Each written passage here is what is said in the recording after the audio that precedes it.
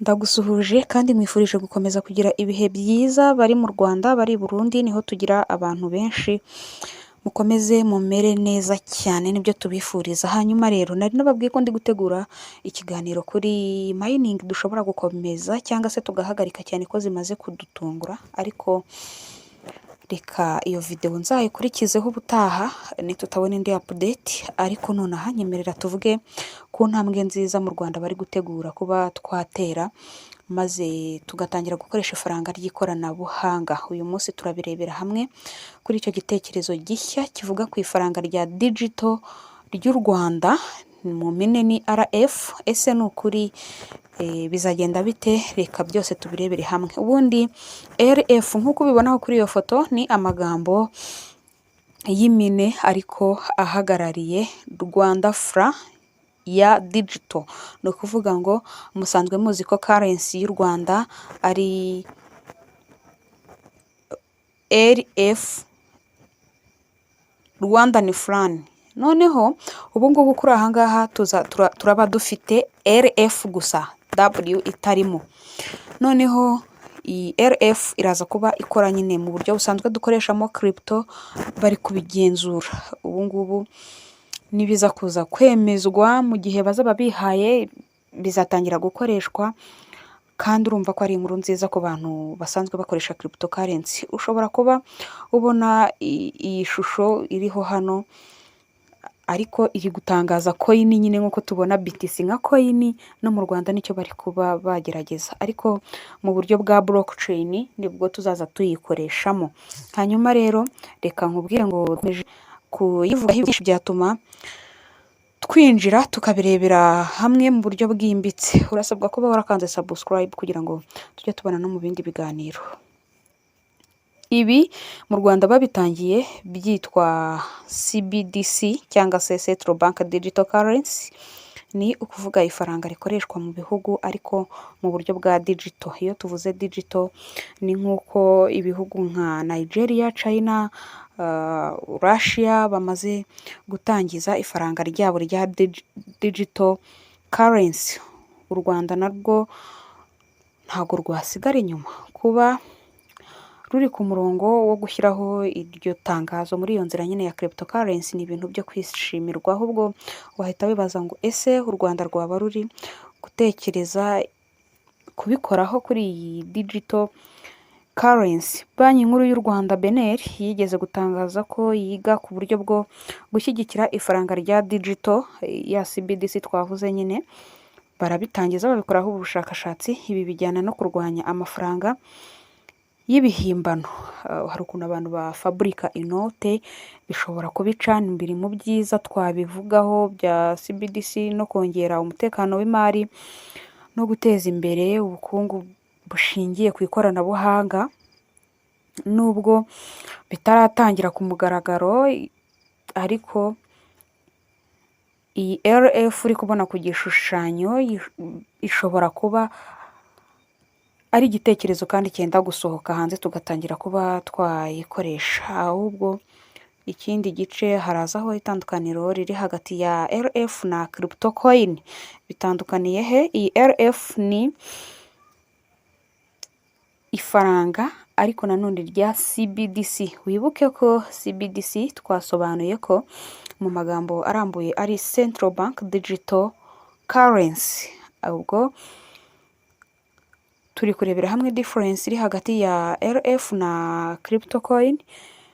Iyi RF ni CBDC igenzurwa na leta, yaba igenzurwa na BNR.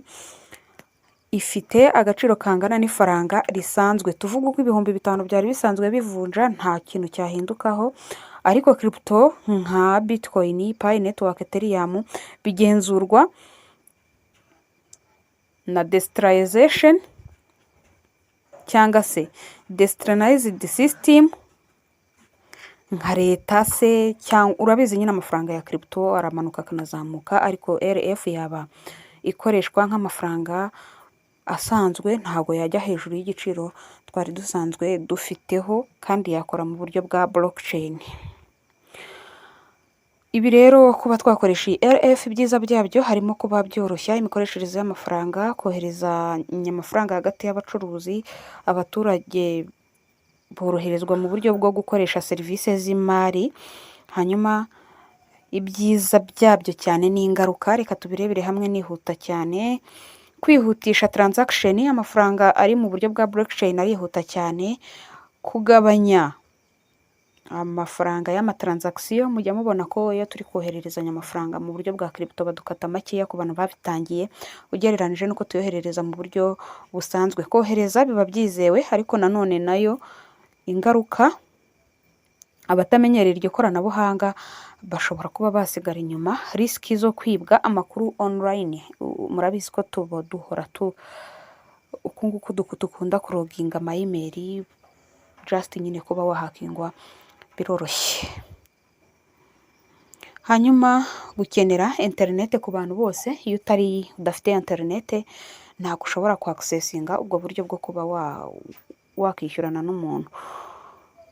Ariko nakubwira ngo twese tugomba kwitegura kandi tukitegura icyarimwe nk'abanyarwanda kugira ngo tuzahabwe amahirwe yose yo gukoresha iri koranabuhanga.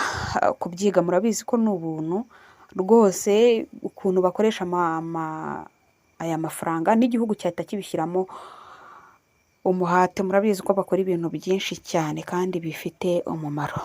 Hanyuma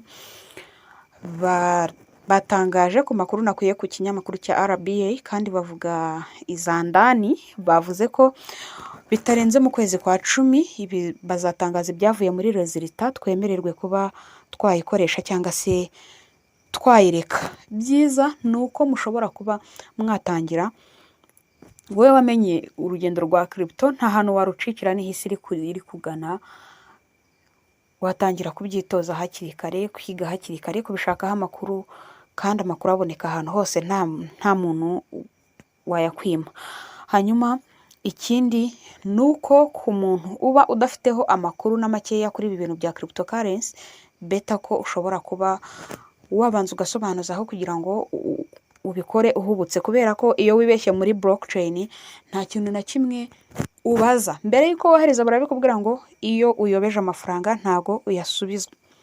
Ni ukuvuga ngo ubikore ari uko wamaze gufata icyemezo cya nyuma. Nsoje nkubwira ngo mwakoze kudukurikira guhera iyi video itangiye kugeza irangiye, ariko kandi ndabaza ngo ese wowe ubona iyi RF cyangwa iri faranga tugiye kuzazanirwa ari ibintu byiza ku banyarwanda? Tubwire muri comment, wandike igitekerezo cyawe kandi ntucikwe n'andi makuru turi kugutegurira. Ibyo urabigezwaho nuko uraba wamaze gukanda subscribe, hanyuma twashyiraho inkuru nshyashya ikakugeraho mu bantu ba mbere. Ndagushimiye. Twabanye mu kiganiro cyavugaga ku ifaranga ry'ikoranabuhanga n'icyo u Rwanda rubitekerezaho, intambwe imaze guterwa. Reka turebere hamwe ibindi bice bigize ubuzima rusange bw'iri faranga koranabuhanga tubanamo. Nakagaruka, ibihe byiza.